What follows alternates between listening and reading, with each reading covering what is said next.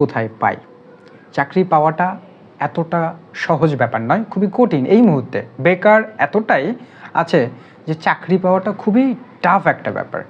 যদিও বা দুই একটা চাকরি পাওয়া যায় এখানে ওখানে, বিভিন্ন মাধ্যমে, গণমাধ্যমে, পেপারে, কিংবা কোথাও সার্কুলার হয়।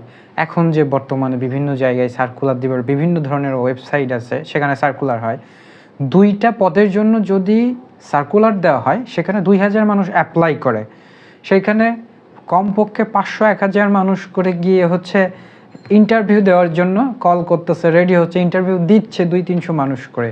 সেখান থেকে 2টা পদ, তাহলে কাকে নেবে? তার যারা এই সার্কুলারগুলো দেয় তারা নিজেরাও কনফিউজ হয়ে যায়, কাকে নিব। অনেকে চাকরিকে ওয়েস্ট টাইম বলে, যে না ব্যবসা করে, এই করে, সেই করে। ভাই, এটা বলাটা খুব সহজ মোটিভেশনালের জন্য, কিন্তু করাটা খুবই খুবই খুবই কঠিন একটা ব্যাপার করাটা। ঠিক আছে, বলা যায় এই উমুক করবো, শাহরুখ খানের মতন স্ট্রাগল করে নিজেকে সফল হবো।